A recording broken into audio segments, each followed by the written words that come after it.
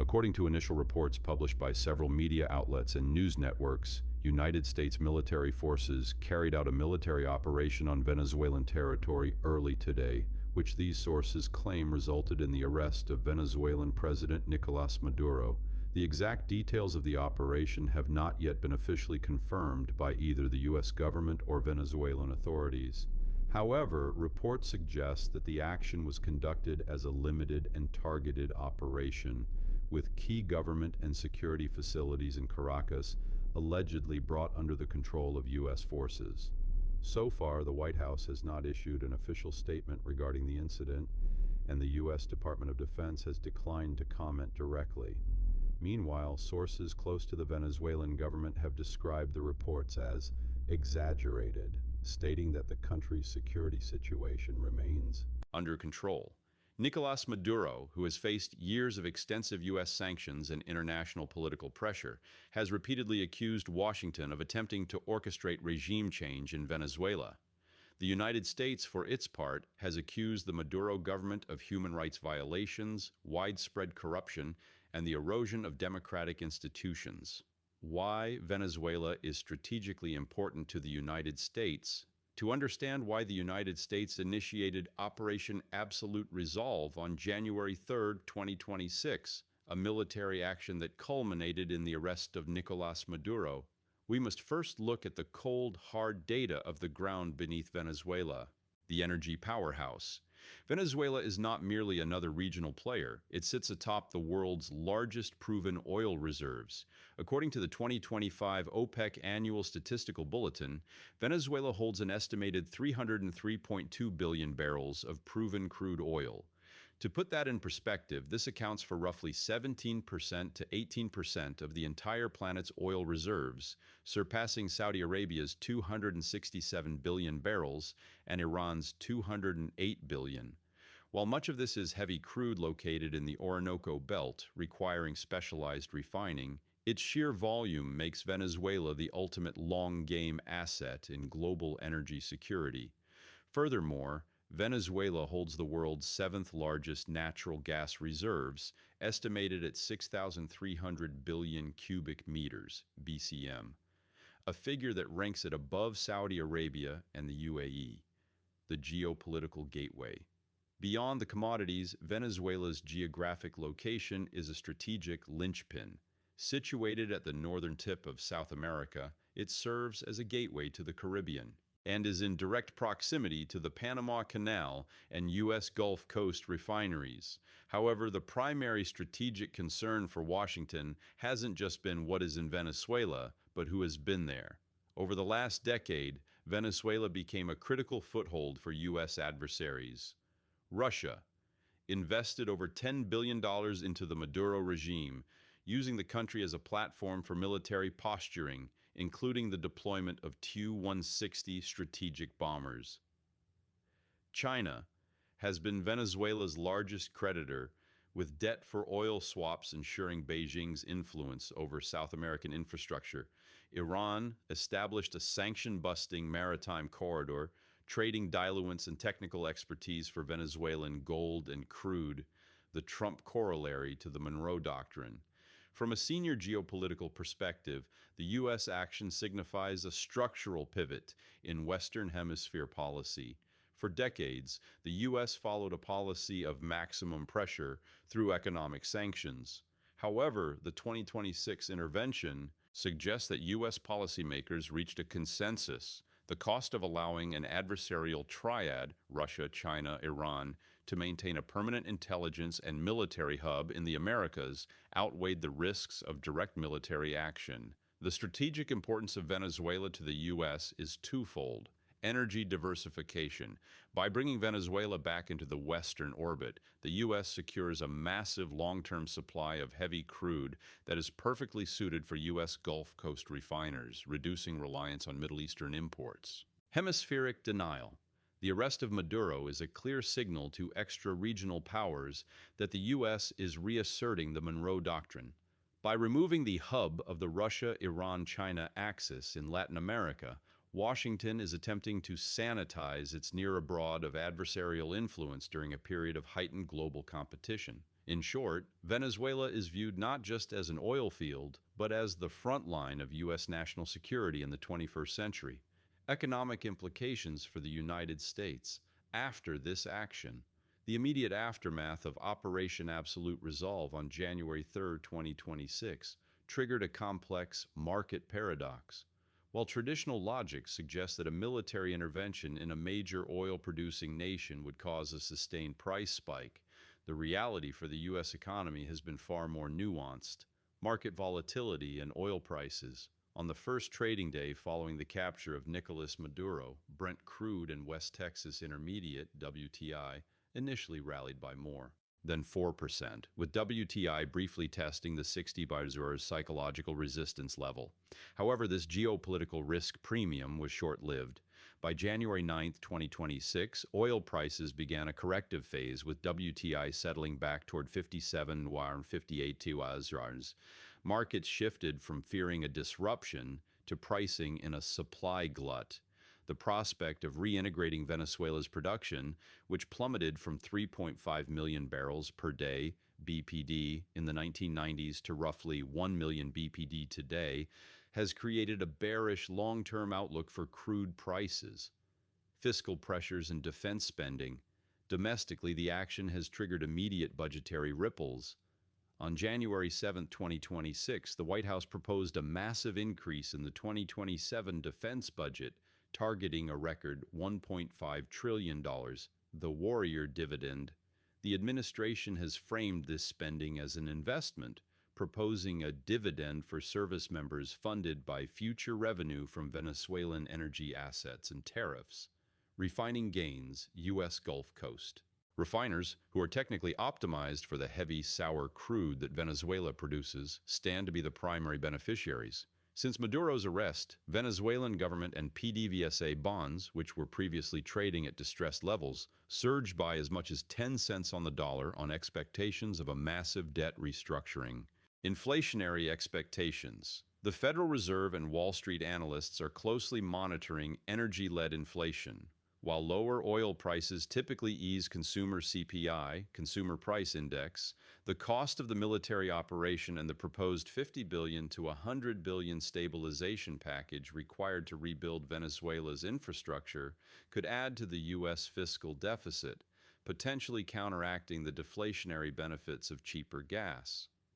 From an economic perspective, the U.S. is applying a private equity model to foreign policy. President Trump's explicit statement that U.S. companies will be reimbursed for rebuilding Venezuela marks a departure from traditional nation-building, asset recovery as policy.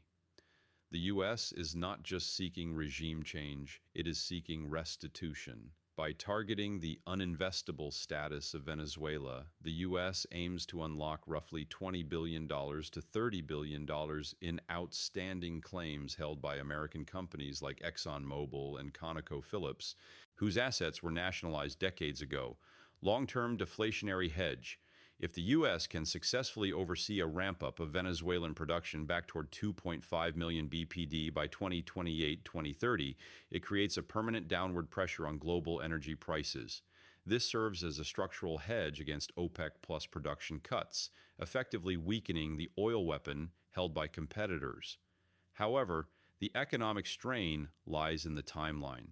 Experts from Rystad Energy and Energy Aspects suggest that even with immediate investment, it will take 2 to 3 years to see an additional 500,000 BPD.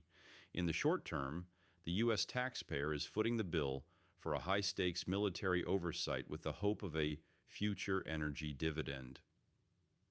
The capture of Nicolás Maduro on January 3, 2026, was not merely a regional shift, it was a geopolitical earthquake that shattered the existing alliances in the Western Hemisphere. The international response has created a stark divide between the Western Bloc and a group of non-aligned and adversarial powers.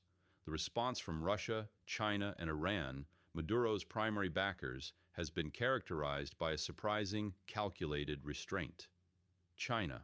As Venezuela's largest creditor, Beijing issued a statement on January 5th emphasizing non-interference and sovereignty.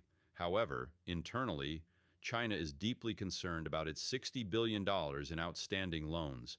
Reports suggest Beijing is already in quiet back-channel negotiations with the U.S. to ensure that any new Venezuelan authority honors debt for oil obligations.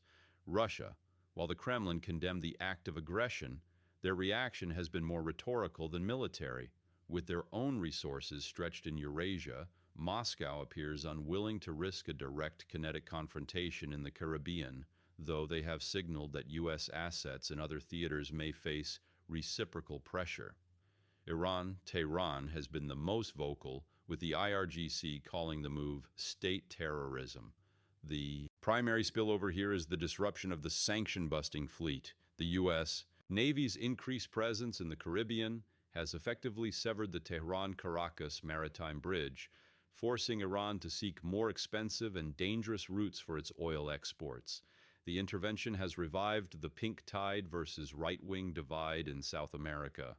The supporters, Argentina's Javier Milei and El Salvador's Nayib Bukele, were the first to celebrate, with Milei calling it a decisive step against narco-terrorism. These nations see the move as a way to stem the flow of the 6 million-plus Venezuelan migrants who have strained regional economies. The critics, Brazil's Lula da Silva and Mexico's Claudia Sheinbaum, issued strong condemnations, citing a violation of the UN Charter. Brazil, in particular, warned that this sets a dangerous precedent that could be applied to any nation deemed a security threat by Washington.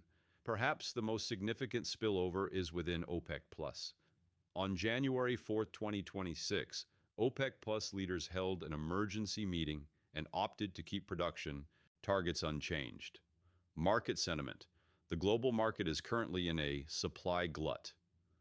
The International Energy Agency, IEA, projects that supply will outstrip demand by 3.85 million BPD in 2026. The shadow barrels. The real impact isn't the loss of Maduro's oil, it's the potential return of clean barrels. Chinese independent refiners who previously bought roughly 600,000 BPD of sanctioned Venezuelan crude at steep discounts now face a crisis. If Venezuela's oil is legalized, these refiners will lose their discount, potentially driving up costs for Chinese industry while lowering the global benchmark. From an international security standpoint, this action marks the formal end of the globalist era and the return of a hard spheres of influence model. Hegemonic reassertion.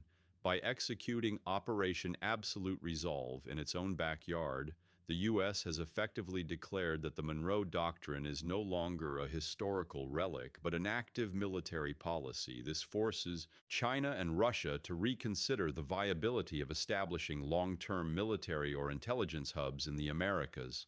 The precedent risk, as noted by analysts at the Council on Foreign Relations, CFR, the global community is now watching for the China-Taiwan parallel. If the U.S. can justify a regime decapitation based on narco-terrorism charges, Beijing may look for similar legal or security pretexts to justify actions in its own near abroad. Transnational crime shift. In the short term, the removal of the Maduro hub will likely cause a temporary fragmentation of the Cartel of the Suns and groups like Tren de Aragua. However, experts warn of a cockroach effect, where these criminal elements flee to Colombia, Peru, or Brazil, potentially destabilizing those nations in the process. The global spillover is less about a world war and more about a great realignment.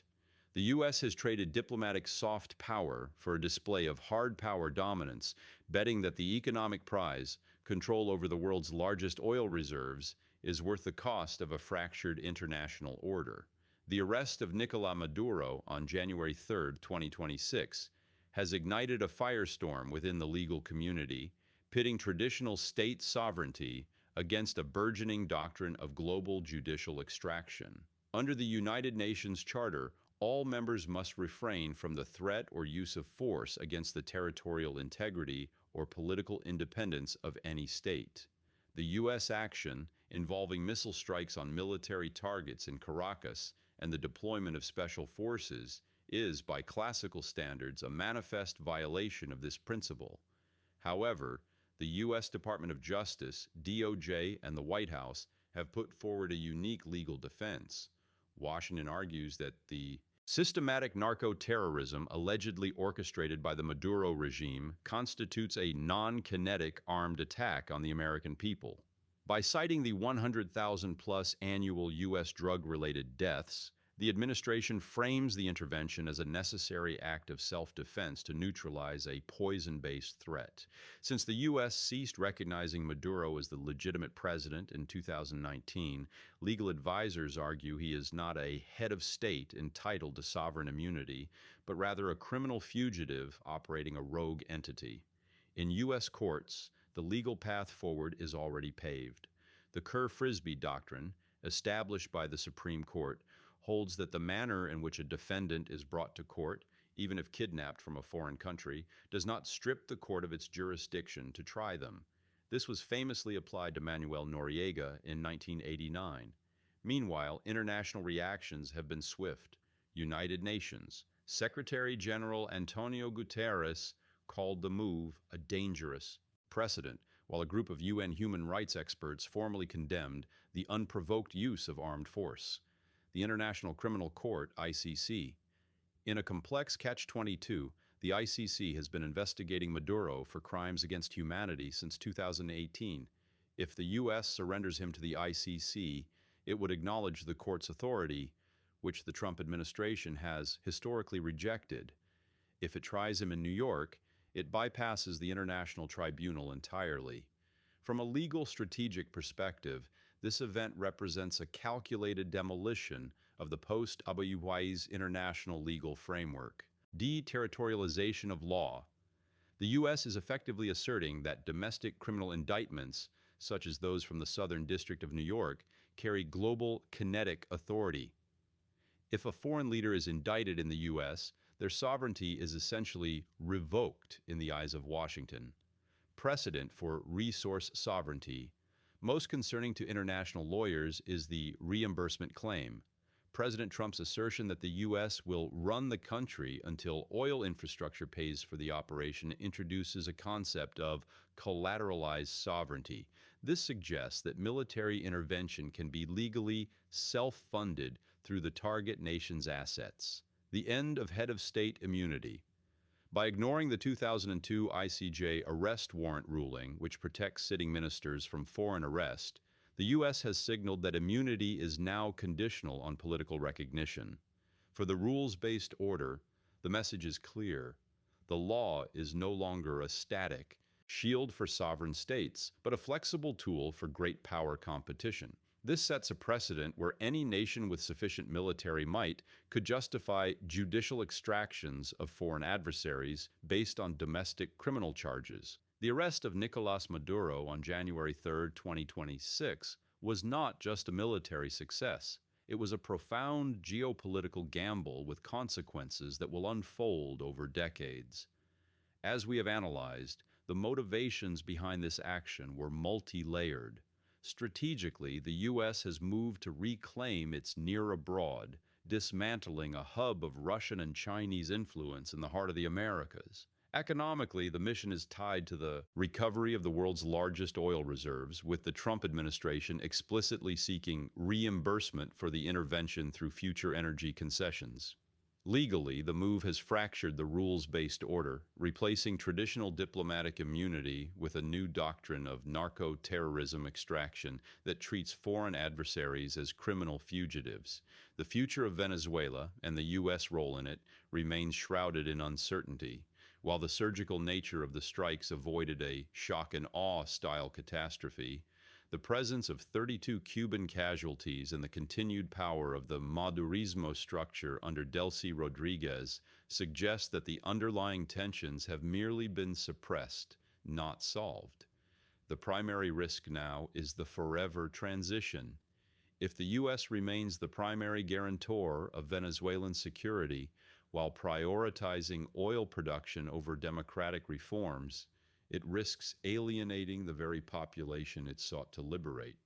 Conversely, if Washington withdraws too quickly, the vacuum could be filled by the colectivos or fragmented military factions, turning a successful arrest into a failed state. For the global audience, the takeaway is clear. We have entered an era of muscular realism. The United States has demonstrated that it is willing to bypass international institutions and traditional sovereignty to protect its domestic health through the war on drugs and its economic future through energy dominance. Whether this brings a new dawn for the Venezuelan people or simply starts a new chapter of hemispheric friction depends on the next 12 months. Will the warrior dividend pay off in lower gas prices and regional stability, or will the legal and diplomatic blowback create a more dangerous, fragmented world? In the high-stakes game of global power, the capture of Maduro was the opening move. The endgame is still being written.